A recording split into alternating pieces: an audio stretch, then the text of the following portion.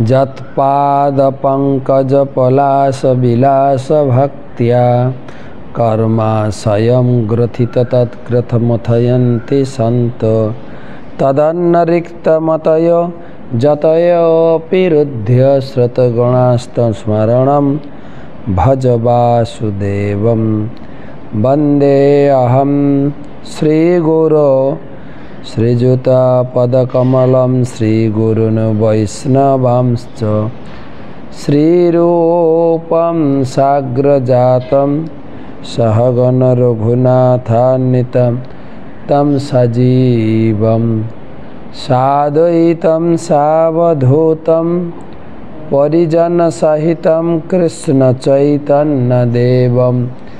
श्रीराधाकृष्णपादान् सहगण ललिता श्रीविशाखान्वितांश्च नमो ॐ विष्णुपादाय कृष्णप्रेष्ठाय भूतले श्रीमते भक्तिवेदान्त स्वामिनिति नामिने नमस्ते सारस्वती देवे गौरवाणी प्रचारिणे निर्विशेष शून्यवादी पाश्चात्यदेशतारिणे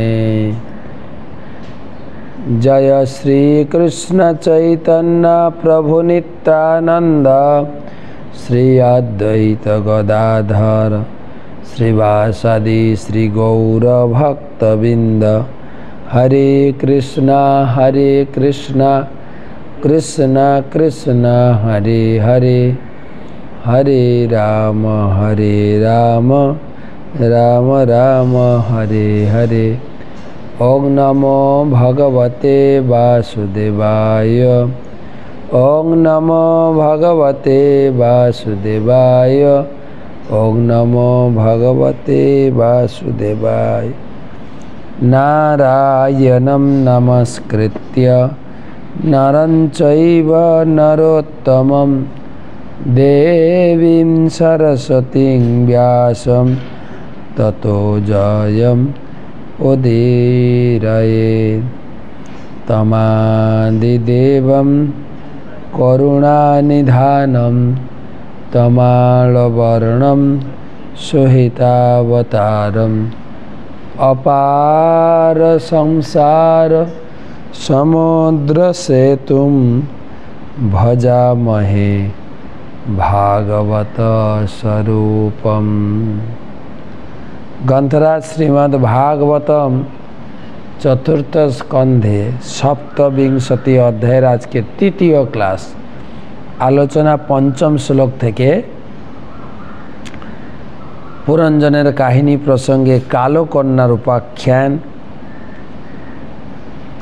सेई उपलक्षे 879तम क्लासे उपस्थित समस्त भक्तमंडली ममतामयी मातृमंडली सकल के जानाई आज के शुभ एकादशीर प्रीति शुभेच्छा एवं अभिनंदन। तो पाठ शुरू करार आगे प्रथमे गुरुपाद पद में प्रणाम निवेदन करे तार अहेतु की कृपा आशीर्वाद प्रार्थना करी। नमो ओं विष्णुपादाय कृष्णप्रेष्ठाय भूतले श्रीमते जयपताका स्वामिनिति नामिने नमो आचार्यपादाय निताय कृपा प्रदायिने गौरकथा धामदाय नगर ग्रामदा।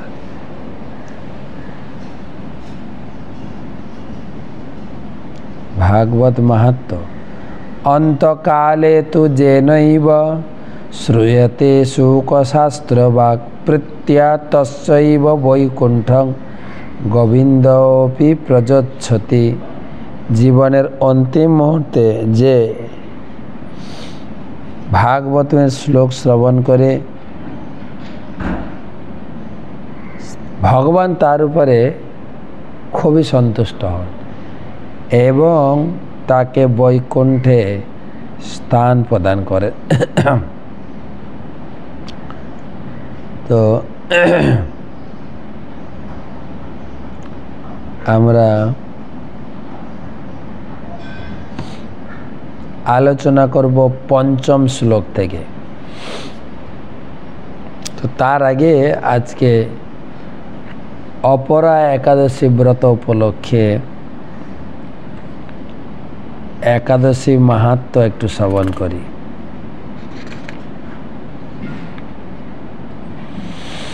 মহারাজ যুধিষ্ঠির শ্রীকৃষ্ণকে বলেন, হে কৃষ্ণ, জ্যৈষ্ঠ মাসের কৃষ্ণপক্ষিয়া একাদশীর নাম কি ও তার মাহাত্ম্যই বা কি আমি শুনতে ইচ্ছা করি। আপনি অনুগ্রহ করে তার বর্ণনা করুন। শ্রীকৃষ্ণ বলেন, হে মহারাজ, মানুষের মঙ্গলের জন্য আপনি খুব ভালো প্রশ্ন করেছেন। বহু পুণ্য প্রদানকারী, মহাপাপ বিনাশকারী ও পুত্রদানকারী এই একাদশী অপরা নামে খ্যাত। এই ব্রত পালনকারী ব্যক্তি জগতে প্রসিদ্ধি লাভ করে ব্রহ্মহত্যা, গোহত্যা, ভ্রূণহত্যা, পরনিন্দা, পরস্ত্রী গমন, মিথ্যা ভাষণ প্রভৃতি গুরুতর পাপ এই ব্রত পালনে নষ্ট হয়ে যায়। যারা মিথ্যা সাক্ষ্য দান করে, ওজন বিষয়ে ছলনা করে, শাস্ত্রের মিথ্যা ব্যাখ্যা প্রদান করে, জ্যোতিষের মিথ্যা গণনা ও মিথ্যা চিকিৎসায় রত থাকে, তারা সকলেই নরক যন্ত্রণা ভোগ করে। এই সমস্ত ব্যক্তিরাও যদি এই ব্রত পালন করে তবে তারা সমস্ত পাপ থেকে মুক্ত হয়। ক্ষত্রিয় যদি স্বধর্ম ত্যাগ করে যুদ্ধক্ষেত্র থেকে পালিয়ে যায় তবে সে ঘোরতর নরকগামী হয়, কিন্তু সেও এই ব্রত পালনে মুক্ত হয়ে স্বর্গগতি লাভ করে। মকর সংক্রান্তিতে সূর্য অবস্থানকালে মাঘ মাসে প্রয়াগে স্নান করলে যে ফল হয়, শিবরাত্রিতে কাশীধামে উপবাস করলে যে পুণ্য হয়, গয়াধামে বিষ্ণুপাদ বন্ধে পিণ্ডদান করলে যে ফল হয়, সিংহরাশিতে বৃহস্পতির অবস্থানে গৌতমী নদীতে স্নানে, কুম্ভে কেদারনাথ দর্শনে, বদ্রিকাশ্রম যাত্রায় ও বদ্রীনারায়ণ সেবায়, সূর্যগ্রহণে, কুরুক্ষেত্রে স্নানে, হাতি ঘোড়া স্বর্ণদানে এবং দক্ষিণাস যজ্ঞ সম্পাদনে যে ফল লাভ হয়, এই ব্রত পালন করলে অনায়াসেই সেই সকল ফল লাভ হয়ে থাকে। এই অপরা ব্রত পালনরূপ বৃক্ষের কুঠার স্বরূপ পাপরূপ কাষ্ঠের দাবাগ্নির মতো পাপরূপ অন্ধকারের সূর্য সদৃশ এবং পাপ হস্তির সিংহস্বরূপ। এই ব্রত পালন না করে যে ব্যক্তি জীবন ধারণ করে, জলে বুদবুদের মতো তাদের জন্ম মৃত্যুই কেবল সার হয়। অপরা একাদশীতে উপবাস করে বিষ্ণু পূজা করলে সর্বপাপ মুক্ত হয়, বিষ্ণু লোকে গতি হয়। এই ব্রত কথা পাঠ ও শ্রবণ করলে সহস্র গোদানের ফল হয়। ব্রহ্মাণ্ড পুরাণে এই ব্রত মাহাত্ম্য বর্ণনা করা হয়েছে। তো আজকে সে একাদশী তিথিতে একাদশী ব্রত মহিমা শ্রবণ করলাম। আমরা সবাই বিষ্ণু লোকে গমন করব।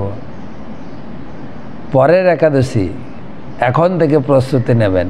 পাণ্ডবা নির্জলা, নির্জলা শুধু হাওয়াটা খেতে পারবেন এবং নির্জলা, এবং এটা করেছিলেন দ্বিতীয় পাণ্ডব ভীম। তো ভীম যদি করতে পারে, আমরা কেন করতে পারব? তো ফিরে এসি আমাদের ভাগবত ক্লাসে। যারা একাদশী ব্রত করে করেছেন, কালকে পারণের সময় বুঝে পালন করে নেবেন। পালনটা না করলে ব্রতটা সম্পূর্ণ হয় না। এটা হুঁশিয়ারি থাকতে হয় যে টাইমের ভিতরে পারণ দেওয়া আছে, ওই টাইমে পালন করতে হবে। তয়ৈবং রমমাণস্য কামকল্মষচেতসঃ ক্ষণার্ধমিব রাজেন্দ্র ব্যতিক্রান্তং নবম বয়। তয়ৈবং রমমাণস্য কামকল্মষচেতসঃ ক্ষণার্ধমিব রাজেন্দ্র ব্যতিক্রান্তং নবম বয়। হে মহারাজ প্রাচীন বহির্ষৎ, এইভাবে রাজা পুরঞ্জন কাম ও পাপপূর্ণ হৃদয়ে তার পত্নীর সঙ্গে রতিসুখ উপভোগ করতে লাগলেন। এইভাবে তার নবযৌবন ক্ষণার্ধের মতে অতিক্রান্ত হয়ে গেল। তো আমরা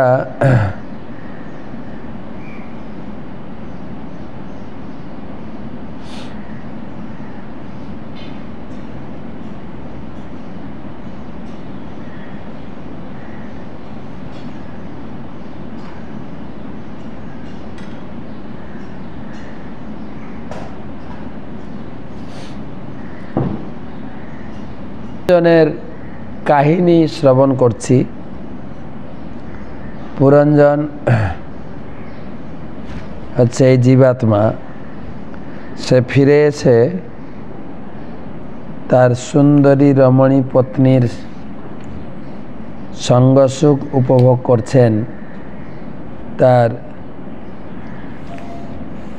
সেই যৌবনকাল ক্ষণার্ধের খুব তাড়াতাড়ি অতিবাহিত হয়ে গেল। আর যৌবনকালটা খুব তাড়াতাড়ি অতিবাহিত হয়ও।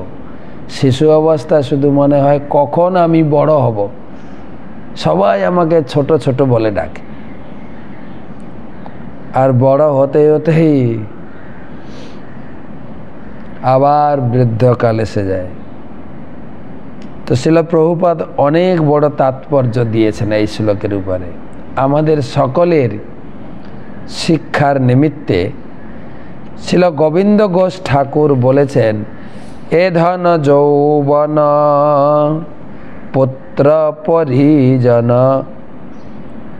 ইথে কি আছে পরতি তীরে কমল জল দল জীবন টলমল ভজহু হরিপদ নীতিরে।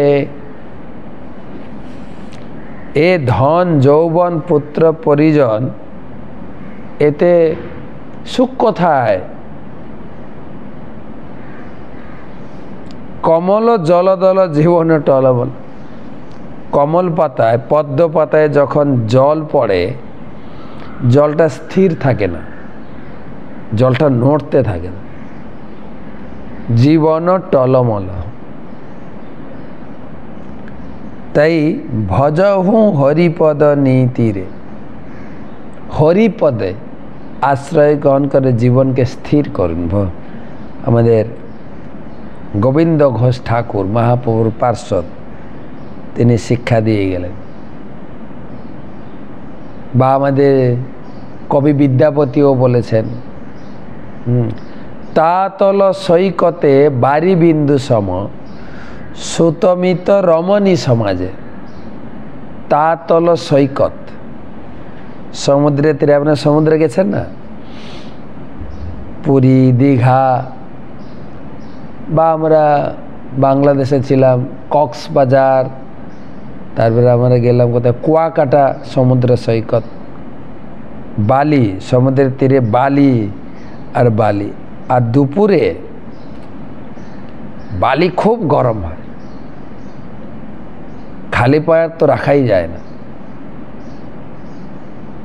তো সেই গরম বালিতে যদি একটু জল ছিটিয়ে দেওয়া হয়, কতক্ষণ জলটা টিকবে? তাতল সৈকত, সৈকতে বালি, সমুদ্রের তীর, তাতল সৈকতে বারি বিন্দু সময় একটু জল ছড়িয়ে দেয়। শতমিত রমণী সমাজে, এই যে স্ত্রী পুত্র সংসারের সুখ, ওই বালিতে এক ফোঁটা জল ছিটানোর মতোই এই সুখ আসে, মিলিয়ে যায়। এটা আমাদের সকলের উপলব্ধি। দুঃখটা যেতে চায় না, সুখটা যেন খুব তাড়াতাড়ি চলে যায়, মিলিয়ে যায়। এই শ্লোকটিতে শ্রীল গোবিন্দ ঘোষ ঠাকুর বলেছেন, যৌবনের যে কামভোগ তাতে কোনো আনন্দ নেই। যৌবনে মানুষ নানা প্রকার ইন্দ্রিয় সুখভোগের জন্য অত্যন্ত কামর্ত হয়। ইন্দ্রিয়ের বিষয়গুলি হচ্ছে রূপ, রস, গন্ধ, শব্দ, স্পর্শ। আধুনিক বৈজ্ঞানিক উপায় বা বৈজ্ঞানিক সভ্যতার প্রগতির এই 5টি ইন্দ্রিয়কে উপভোগ করতে মানুষকে অনুপ্রাণিত করছে। এখানকার ছেলেমেয়েরা সুন্দর রূপ দর্শন করে, রেডিওতে জড়জাগতিক সংবাদ ও ইন্দ্রিয় তৃপ্তিজনক গান শুনতে, সুন্দর ফুলের সৌরভ গ্রহণ করতে, যুবতী রমণীর কোমল শরীর বা স্তন স্পর্শ করতে এবং ক্রমে ক্রমে জননেন্দ্রিয় স্পর্শ করতে অত্যন্ত আগ্রহী। এগুলি পশুদের কাছেও অত্যন্ত সুখদায়ক। মানব সমাজে এই 5টি বিষয় উপভোগের বিধিনিষেধ আছে। কেউ যদি সেগুলি অনুসরণ না করে তাহলে সে একটি পশুর মতো হয়ে যায়। না, পশু না, পশু থেকেও আরও জঘন্য হয়ে যায়। যেরকম দেখা যায়, মানুষরা তো সভ্য সুন্দর পোশাক আশাকে সজ্জিত থাকে, পশু তো উলঙ্গ থাকে। তাদের মধ্যেও স্ত্রী পুরুষ আছে, তাদের ভিতরেও যৌবনের উন্মাদনা,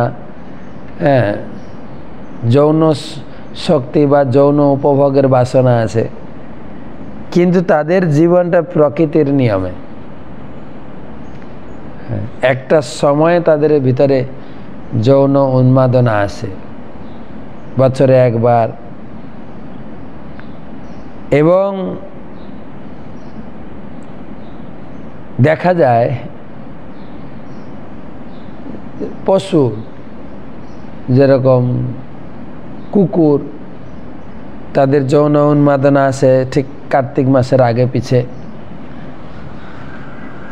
কিন্তু তাদের যৌন উন্মাদনা যদি একবার যৌন উন্মাদনা উপভোগ হয়ে যায়, স্ত্রী হোক পুরুষ হোক, আর তারা যৌনে লিপ্ত হয় না, উলঙ্গই থাকে। কিন্তু মানুষের নিজস্ব রেস্ট্রিকশন নেই, কিন্তু শাস্ত্রের রেস্ট্রিকশন আছে। তুমি যদি এইভাবে না চলো, তোমার জন্য অনেক শাস্তি ভোগ করতে হবে। যেরকম বলা যায়,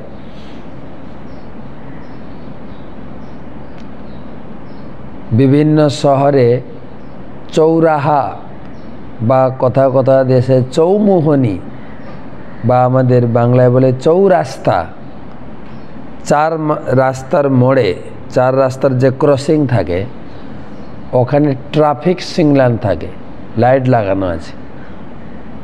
রেড মানে স্টপ, ইয়েলো মানে রেডি টু গো, রেড মানে দাঁড়াও, আর যখন হলুদ হবে যাওয়ার জন্য প্রস্তুত হয়ে যাও, আর যখন সবুজ লাইট আসবে চলো। কিন্তু রেড লাইট থাকা সত্ত্বেও তো পশু, যেন কুকুর, গরু, ছাগল, তারা যদি চলে যায়, তাদেরকে কি ট্রাফিক পুলিশ ফাইন করে? না, পশু, তাদের জন্য ওই নিয়ম না। নিয়ম হচ্ছে মানুষদের জন্য।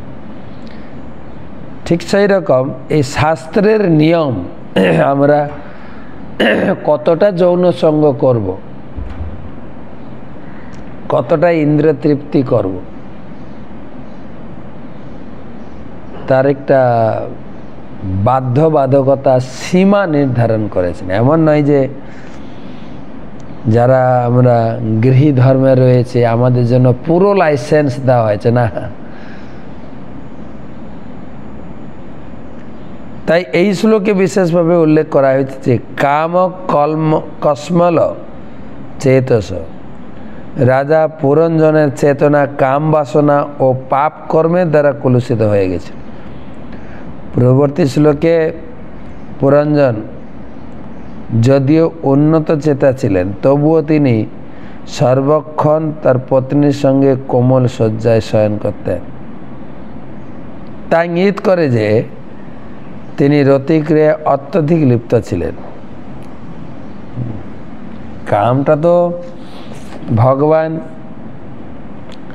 গীতায় অনুমোদন করেছেন। বলং বলবতাম চাহম, সপ্তম অধ্যায় 11 নম্বর শ্লোক। কাম রাগ বিবর্জিত ধর্ম অবিরুদ্ধ ভূতেষু কামস্মি ভরতর্ষভ।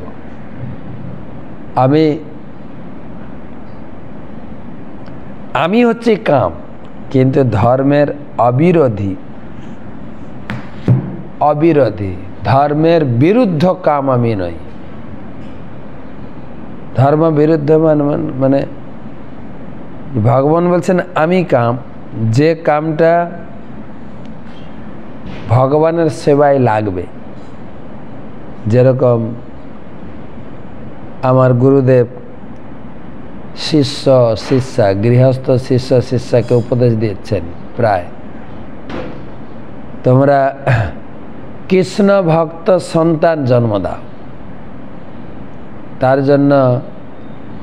তার জন্যই তোমরা মিলিত হও, এবং গর্ভাধান সংস্কার আদি যে সমস্ত কার্যক্রম রয়েছে সেগুলোর মাধ্যমে, এবং জ্যোতিপূর্ণ সন্তান, যেরকম ভক্তি বিনোদ ঠাকুর তেজিয়ান সন্তান জন্ম দিয়েছিলেন, আচার্য সন্তান, সেই রকম সন্তান জগতে সৃষ্টি করা, যে ধর্মকে প্রচার এবং প্রসার ঘটাবে এবং আমার বংশসহ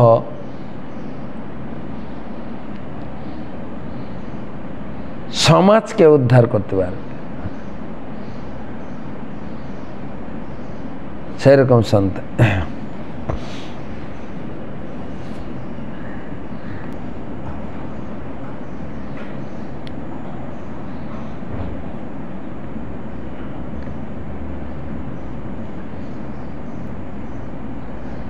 তাই এখানে বলছেন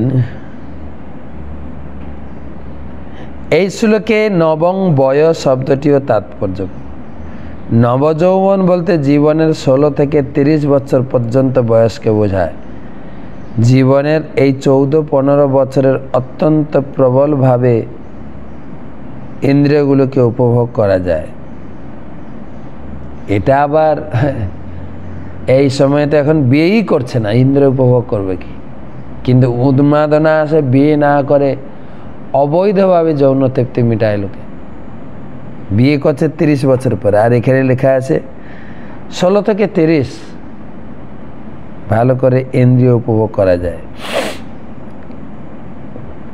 এই বয়সে মানুষ মনে করে যে সে চিরকাল ইন্দ্রিয় সুখভোগ করে যেতে পারবে, কিন্তু কাল ও জোয়ার কারও প্রতীক্ষা করে না। যৌবন কাল অতি শীঘ্র অতিবাহিত হয়ে যায়। যে মানুষ যৌবনকালে পাপ করে জীবন অতিবাহিত করে, যৌবন অতিক্রান্ত হয়ে গেলে সে অত্যন্ত নিরাশ ও মহাচ্ছন্ন হয়ে পড়ে। যারা কোনো রকমই পারমার্থিক শিক্ষা লাভ করেননি, তাদের কাছেই যৌবনের জড় সুখ বিশেষভাবে সুখকর বলে মনে হতে পারে। যারা কেবল দেহাত্ম বুদ্ধিরই শিক্ষা লাভ করেছে, তাদের জীবন প্রবলভাবে নিরাশায় পর্যবসিত হয়। কারণ জড় সুখ 40 বছরের মধ্যেই শেষ হয়ে যায়। আবার একটা কথা বলছে, 40 বছরের মধ্যেই জড় সুখ শেষ। আর এখানে দেখা যায় অনেক লোক তো 40 বছরের পরেও বিয়ে করছে। তারা কি করে জড় সুখ ভোগ লাভ করবে? ভগবদ গীতায় ভগবান শিক্ষা দিচ্ছেন যে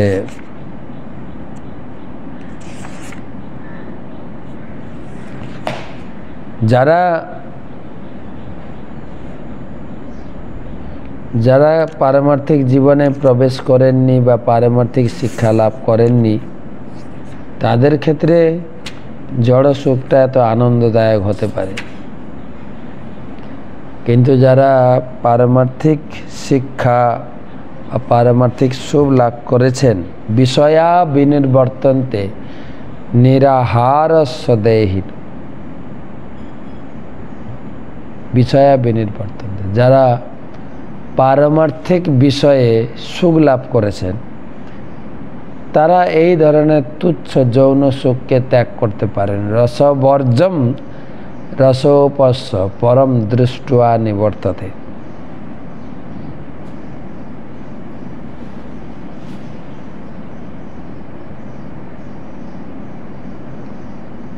উচ্চতর স্বাদ আস্বাদন করলে নিম্নতর স্বাদকে পরিত্যাগ করতে পারে।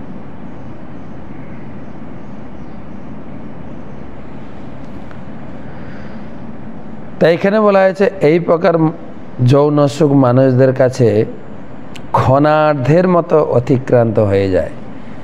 ঠিক তেমনি রাজা পুরঞ্জনের পত্নীর ভুজলতায় শয়ন করার সুখ অতি শীঘ্র অতিক্রান্ত হয়েছিল। কত সুন্দর ভাষা দিয়ে প্রভুপাদ লিখেছে। কাম কলমশ চেতস শব্দটি সূচিত করে যে প্রকৃতির নিয়মে মনুষ্য জীবনে অসংযতভাবে ইন্দ্রিয় সুখভোগের অনুমতি দেওয়া হয়নি। কেউ যদি অসংযতভাবে তার ইন্দ্রিয় সুখভোগ করে তাহলে তা পাপে পর্যবসিত হয়। পশুরা প্রকৃতির নিয়ম লঙ্ঘন করে না। বছরের কোনো বিশেষ মাসে পশুদের যৌন আবেদন অত্যন্ত প্রবল হয়। হিংস্র অর্থাৎ সিংহ অত্যন্ত শক্তিশালী, সে মাংসাশী, অত্যন্ত বলবান, কিন্তু সে কেবল বছরে একবার যৌন সঙ্গ উপভোগ করে। তেমনি ধর্মীয় অনুশাসন অনুসারে স্ত্রী ঋতুমতী হলে মানুষের কেবল মাসে একবার স্ত্রী সঙ্গ করার নির্দেশ দেওয়া হয়েছে, এবং স্ত্রী যদি গর্ভবতী হয় তাহলে তাকে সম্ভোগ করা নিষিদ্ধ। এটি হচ্ছে মানুষের নিয়ম। মানুষকে একাধিক পত্নী গ্রহণ করার অনুমতি দেওয়া হয়েছে, কারণ পত্নী গর্ভবতী হলে তার সঙ্গে যৌন উপভোগ করা যায় না। সে যদি মৈথুন সুখ উপভোগ করতে চায় তাহলে সে অন্য পত্নীর কাছে যেতে পারে যে গর্ভবতী নয়। এই নিয়মগুলি মনুসংহিতা এবং অন্যান্য শাস্ত্রে উল্লেখ করা হয়েছে। কোথায় লেখা হয়েছে না মনুসংহিতা। এবং প্রভুপাদ একজন আদর্শ গৃহস্থ ব্যক্তি, তিনি গৃহস্থ ছিলেন। তিনি তার উপলব্ধি আমাদের সঙ্গে শেয়ার করছেন। এই সমস্ত নিয়ম এবং শাস্ত্র মানুষদের জন্য, কেউ যদি এই নিয়মগুলি লঙ্ঘন করে তাহলে তার পাপ হয়। অর্থাৎ অনিয়ন্ত্রিত ইন্দ্রিয় সুখ হচ্ছে পাপ কর্ম। অবৈধ স্ত্রী সঙ্গ বলতে শাস্ত্রের নিয়ম লঙ্ঘন করে স্ত্রী সঙ্গকে বোঝায়। কেউ যখন শাস্ত্র বা বেদের নিয়ম লঙ্ঘন করে তখন সে পাপ কর্ম করে। যারা পাপ কর্মে লিপ্ত হয় তারা তাদের চেতনার পরিবর্তন সাধন করতে পারে না। যাদের প্রকৃত কর্তব্য হচ্ছে কলমশ বা পাপপূর্ণ চেতনাকে পরম পবিত্র কৃষ্ণ চেতনায় পরিবর্তিত করা। ভগবদ্গীতায় সে সম্বন্ধে বলা হয়েছে পরম ব্রহ্ম পরম ধাম পবিত্রং পরমং ভবান। শ্রীকৃষ্ণ হচ্ছেন পরম পবিত্র, এবং আমরা যদি আমাদের চেতনাকে জড় সুখ থেকে কৃষ্ণতে পরিবর্তন করি তাহলে আমরা পবিত্র হতে পারি। এই পন্থাটিকে শ্রী চৈতন্য মহাপুর চেত দর্পণ মার্জনম বা চিত্তরূপ দর্পণ মার্জন করার পন্থা বলে বর্ণনা করেছেন। তো অনেক কথাই প্রভুপাদ এখানে তুলে ধরেছেন। আমরা এই মনুষ্য জীবনকে উচ্চতর স্বাদে নিয়ে যেতে হবে। কৃষ্ণ ভাবনা আনন্দাম্বুধি বর্ধনম, আনন্দের অম্বুধি, অম্বুধি বর্ধন, অম্বুধি। সেই আনন্দ আস্বাদন লোকে করলে এই তুচ্ছ আস্বাদন পরিত্যাগ করতে সম্ভব হয়। ধরুন আমরা ঘরে চিনি খেতাম, মিশ্রি খেতাম, যদি আমাদের এই কলকাতায় কেসি দাসের রসগোল্লা খান, আর চিনি খেতে ইচ্ছা করবে নাকি?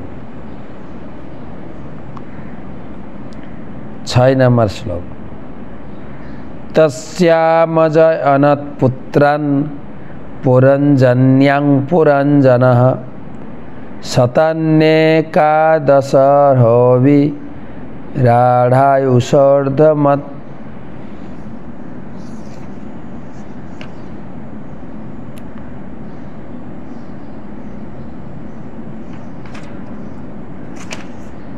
শতান্য একাদশ বিরাট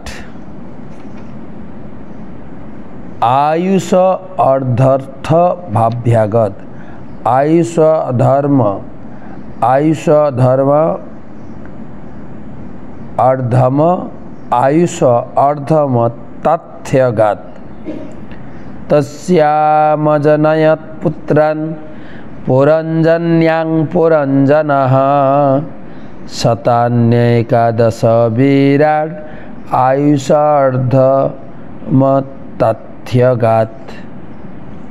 हे देवर्षि नारद, देवर्षि नारद महाराज प्राचीन বৈষ্ণব কে বললেন, হে বিরাট দীর্ঘ আয়ুষ্মান। এইভাবে রাজা পুরঞ্জন তার পত্নী পুরঞ্জনীর গর্ভে 1100 পুত্র উৎপাদন করেছিলেন, কিন্তু এই কার্যে তার জীবনের অর্ধভাগ অতিবাহিত হয়ে গেছে, অর্ধেক সময় চলে গেছে।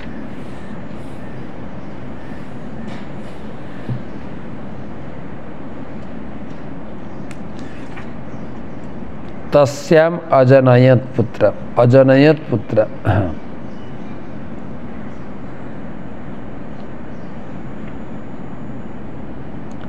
शतान्य एकादशी विराट 1100 পুত্র উৎপাদন করেছিলেন।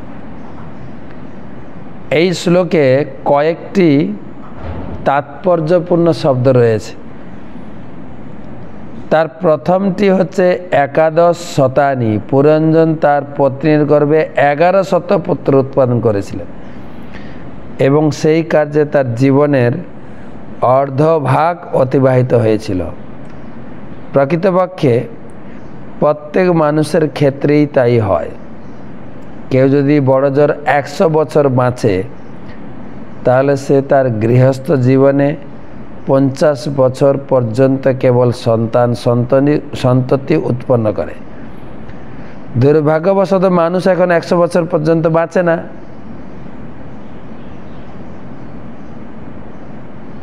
কিন্তু তা সত্ত্বেও তারা 60 বছর বয়স পর্যন্ত সন্তান উৎপাদন করে।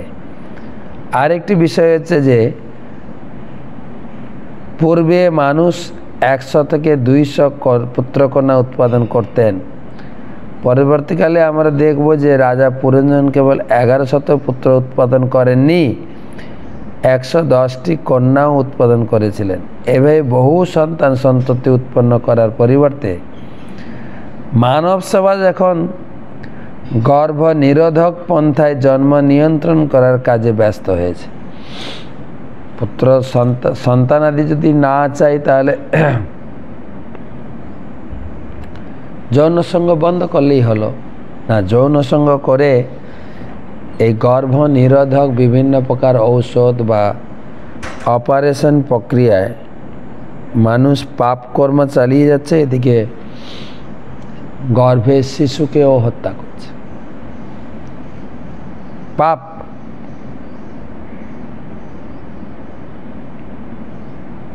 আমরা একাদশী মাহাত্ম্য পড়ছিলাম, যে সমস্ত ডাক্তাররা এই রকম পাপ কার্যে যুক্ত আছে, পাপ কার্য বন্ধ করে এখন থেকে একাদশী ব্রত করুন। পাপ না ছাড়ে বাপ, এখানে হয়তো আমরা করতে পারি, কিন্তু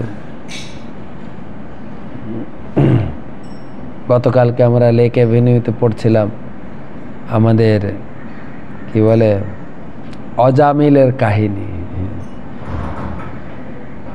তো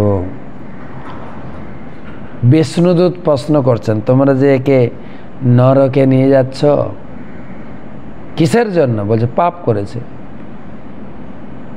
বলছে পাপের কে সাক্ষী আছে? এই যে পাপ করেছে কে সাক্ষী আছে বলো? আমাদের বিচারালয়ে কোর্টে এমনি এমনি তো বিচার হবে না, উপযুক্ত সাক্ষী প্রমাণ। তখন যমদূতেরা বলছেন সাক্ষী প্রমাণ চাইছেন? আমাদের প্রভু যমরাজ সকলের সঙ্গে 13টা সিসি ক্যামেরা লাগিয়ে রেখেছে। এখানে তো আইনের অজুহাত দেখিয়ে বা ফিলোসফি যুক্তি তর্ক দিয়ে অথবা পথ পজিশন, আমি কে জানো, আমি এখানকার মোড়ল, আমাকে তুমি ধরতে এসছো। গতকালকে ইউটিউব দেখছিলাম,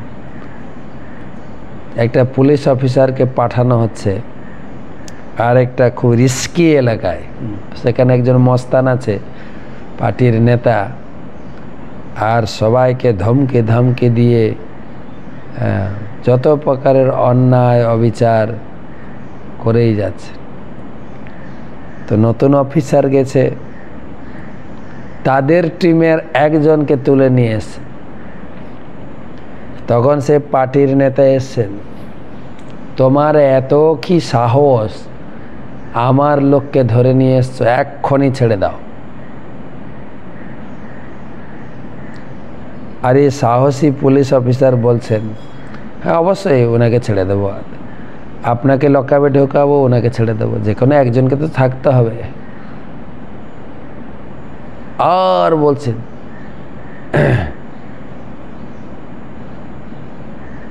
তোমার এত বড় সাহস, এর আগে যতজন ছিল তাদেরকে আমার জুতো পরিষ্কার করিয়েছি। যে পদের অহংকার, ক্ষমতার অহংকার। কিন্তু এর বিচার বিবেচনা তো পরে, যে পরে কি হবে, কিন্তু আমরা আমাদের সামাজিক বিচারে কি দেখছি, যারা এরকম অন্যায় পাপ কার্য করেছেন তাদের অবস্থান কোথায় এখন? জীবনের পরে বিচারটা একটা হবেই, কিন্তু এখনকার বিচারেও ছাড় পাচ্ছে না তো। কত লোককে এরকম জেলবন্দি করে রাখা হয়েছে, তাদের জেলে যাওয়ার আগে জীবন আর জেলের জীবন।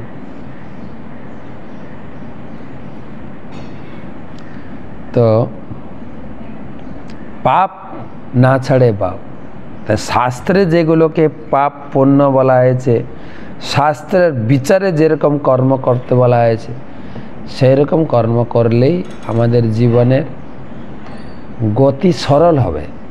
না আমি যেটা বুঝবো ওটাই ঠিক আছে, সেজন্য গীতায় বলছেন কর্তব্য অকর্তব্য ওটা আমি বিচার করব না, কোনটা করা উচিত, কোনটা করলে পাপ। যেরকম মানুষ এখন একটা লেখা শুরু করেছে যে চক্ষু দান মহাদান, চক্ষু পোড়ানো মহাপাপ। আপনি যখন মারা যাবেন আপনার চক্ষুটা দান করে যাবেন, তাহলে আপনি অনেক পুণ্য অর্জন করবেন। আপনি দান না করে কি চোখ নিয়ে যাবেন নাকি? উড়ো খই গোবিন্দায় নমঃ, খই উড়ে যাচ্ছে বাতাসে, যে খইগুলো উড়ে গেছে গোবিন্দ সেবায় লাগিয়ে দিলাম, ওরকম হয় নাকি? আপনি জীবন থাকতে থাকতে শরীরটা ভগবানের সেবায় দান করুন, তবে না দান হবে। মৃত্যুর পরে আমি চক্ষুটা লিখে উইল করে গেলাম, আমার চক্ষুটা দান করলাম। আমাদের প্রাক্তন মুখ্যমন্ত্রীও তার শরীরটাকে দান করে গেছেন হসপিটালে। এই শরীরটা ছিঁড়ে ছিঁড়ে রিসার্চ করে দেখবে, এক একটা অঙ্গ লাগাবো। তো মৃত্যুর পরে আপনার এই দানের কি মূল্য আছে? আপনাকে দান করতেই হবে, নাহলে আগুন পোড়াবেই। আর সাধারণত আগুন পোড়ালে শরীরটা শুদ্ধ হয়, আর সেই অবস্থাতে আপনার দানের কি মূল্য? আপনাকে তো দান করতেই হবে, নাহলে তো আপনি নিতেও তো পারবেন না। বরং অগ্নি সংযোগে বা মন্ত্রপুত সমাধিতে শরীরটা শুদ্ধ হতে পারে। সে আগুন আর ভাগ্যে জুটছে না, দান করে গেলাম। সেই জন্য তারা বলছে ওই চক্ষু দান করলে, অঙ্গ দান করলে অনেক পুণ্য হয়। কোথায় লেখা আছে? নিজেরা আমরা স্লোগান বানিয়ে জগতে প্রচার করছি, কিন্তু শাস্ত্রে বলা হয়েছে য শাস্ত্রবিধি উৎসৃজ্য বর্ততে কামকারত ন সিদ্ধিম অবাপনতি ন সুখং ন পরাম গতি। ওই নিজে নিজে শাস্ত্র বানিয়ে পাপ পুণ্যের বিচার করলে সে এই জীবনেও সুখ পাবে না, পরে জীবনেও সুখ পাবে না। তাই বলা হয়েছে তস্মাৎ শাস্ত্রং প্রমাণন্তে কার্যও ব্যবস্থিত। তাই শাস্ত্রই প্রমাণ কোনটা পুণ্য, কোনটা পাপ, কোনটা কর্তব্য, কোনটা অকর্তব্য, কোনটা করণীয়, কোনটা অকরণীয়। না আমার কাছে সংসার ধর্ম হচ্ছে পরম ধর্ম, নিজে বানালে তো হবে না। জ্ঞাত্যা শাস্ত্র বিধানোক্তম কর্ম কর্তম ইহাসি। ভালো করে শাস্ত্র জেনে কাজ করো।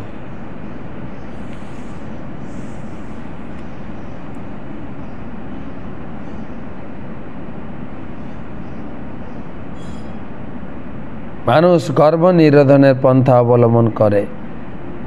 গর্ভ নিরোধক পন্থায় জনসংখ্যা নিয়ন্ত্রণ করা আরেকটি পাপ। কিন্তু কলিযুগে মানুষ এতই পাপী হয়ে গেছে যে তাদের পাপ করার ফল যে কি হবে সেই সম্বন্ধে গ্রাহ্য করে না। রাজা পুরঞ্জন তার পত্নী পুরঞ্জনীর সঙ্গে শয়ন করে বহু সংখ্যক সন্তান উৎপন্ন করেছিলেন, কিন্তু এই শ্লোকে তাদের গর্ভনিরোধক পন্থা অবলম্বন করার কোনো উল্লেখই নেই। বৈদিক শাস্ত্র অনুসারে গর্ভনিরোধক উপায় হচ্ছে যৌন জীবন থেকে নিবৃত্ত থাকা। এখন গর্ভনিরোধক ঔষধ বা অপারেশন এসে, আগে ছিল যৌন জীবনের রেস্ট্রিকশন। এমন নয় যে মানুষ অবাধে স্ত্রী সম্ভোগ করবে এবং কোনো কৃত্রিম উপায় অবলম্বন করে গর্ভনিরোধক করবে। লাইসেন্স দেওয়া হয়েছে, স্বামী স্ত্রী বিবাহ করে মিলিত হবে, যৌন সুখে লিপ্ত হবে, কিন্তু রেস্ট্রিকশান আছে। যুক্ত আহার বিহারস্য যুক্ত চেষ্টস্য কর্মস্য যুক্ত স্বপ্নববোধস্য যোগ ভবতে। সব কিছু পরিমিত, যুক্ত বা ইংরেজিতে বলে ব্যালেন্স, যুক্ত।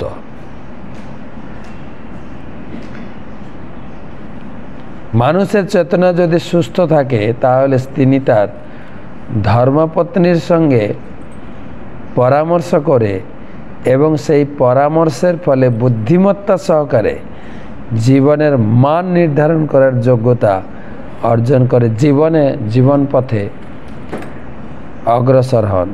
কেউ যদি সৌভাগ্যবশত সুশীলা ও বিবেকবতী পত্নী হন তাহলে পরস্পর আলোচনা করে তারা স্থির করতে পারেন যে মানব জীবনের উদ্দেশ্য হচ্ছে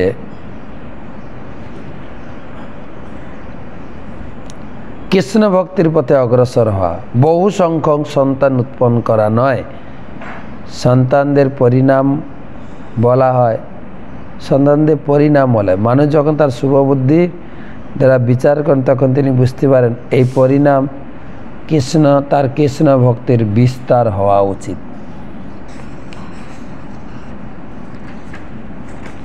আরেকটা শ্লোক পড়ি। দুহিত্রী দশোত্তর শতম পিতৃমাতৃ যশস করি শীলৌদার্য গুণ পেতা পৌরঞ্জন্যা প্রজাপতে দুহিত্রী দশোত্তর শতম পিতৃমাতৃ যশস করি শীলৌদার্য গুণ পেতা পৌরজন্য প্রজাপতে। হে প্রজাপতি মহারাজ প্রাচীন বহির্ষৎ, এইভাবে পুরঞ্জনের 110টি কন্যাও উৎপন্ন হয়েছিল। তারা সকলেই ছিলেন তাদের পিতা ও মাতার মতো যশস্বী। তারা সুশীলা, উদার ও অন্যান্য সদ্গুণাবলী সমন্বিতা ছিলেন। আগের শ্লোকে 6 নম্বর শ্লোকে 6ষ্ঠ শ্লোকে বলা হলো 1100 পুত্র, আর এখানে 110 জন কন্যা উৎপন্ন করেছেন। পুত্র কন্যা উভয়ই দরকার সংসারে, তাহলে পরিপূর্ণ সংসার। তাৎপর্য,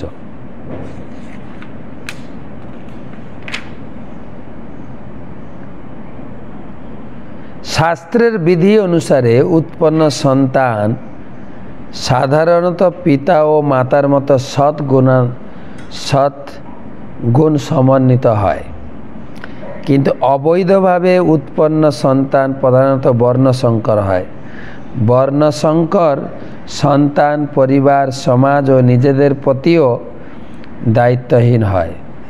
প্রাচীনকালে বর্ণসংকর রোধ করা হতো গর্ভধান সংস্কার পালন করার মাধ্যমে, অর্থাৎ ধর্ম অনুষ্ঠানের দ্বারা সন্তান উৎপাদন করার মাধ্যমে।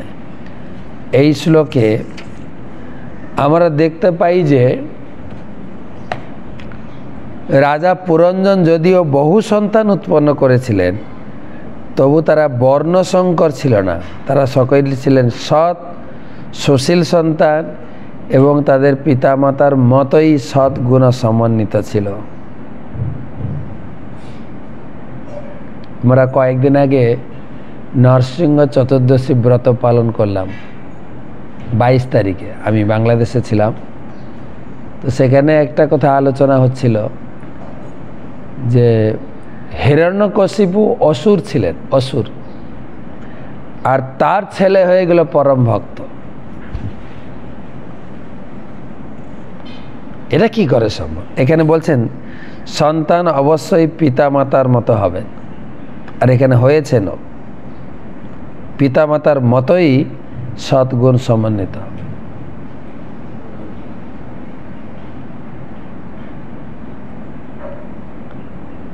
কিন্তু হিরণ্যকশিপুর সন্তান অসুর না হয়ে গেল ভক্ত, পরম বিষ্ণু ভক্ত, যার জন্য ভগবান প্রকটিত হয়েছিলেন।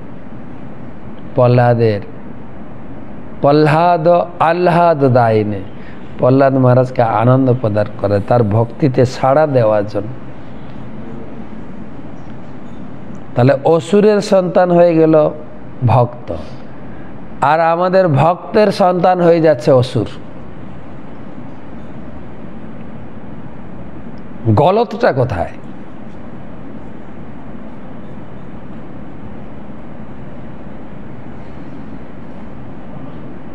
গলত তো পিতামাতাই। যখন হিরণ্যকশিপু স্ত্রীর সঙ্গে মিলিত হয়েছিলেন, তখন হিরণ্যকশিপুর মাথায় শুধু চিন্তা ছিল বিষ্ণু বিষ্ণু বিষ্ণু বিষ্ণু বিষ্ণু। পুরো তার চেতনা, মানসিক চেতনা বিষ্ণুতে পর্যবসিত হয়েছিল।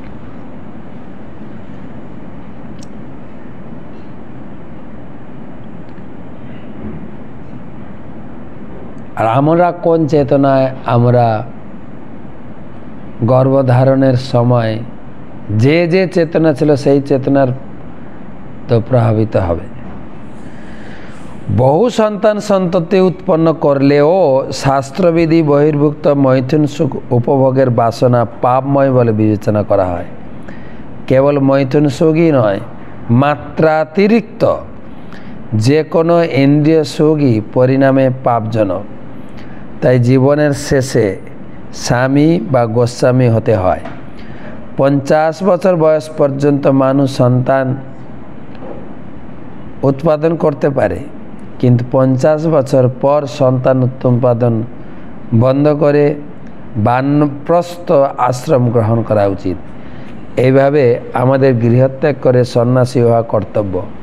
সন্ন্যাসীর উপাধি হচ্ছে স্বামী বা গোস্বামী। তিনি সম্পূর্ণরূপে ইন্দ্রিয় সুখ ভোগ থেকে বিরত থাকেন।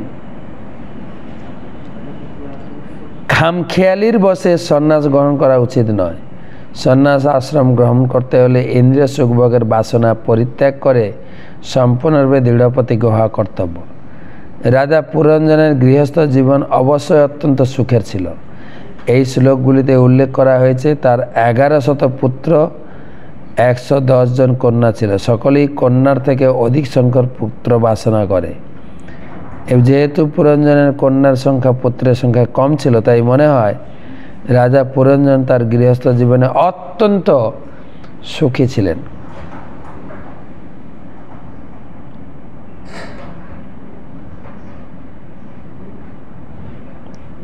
তো আজকে এই পর্যন্ত রাখি, রাত হয়ে গেছে। আমরা ধারাবাহিক আলোচনা আবার কালকে নিয়ে আসব। কালকে কলকাতায়ও থাকব। তো শুভরাত্রি, ভালো থাকবেন।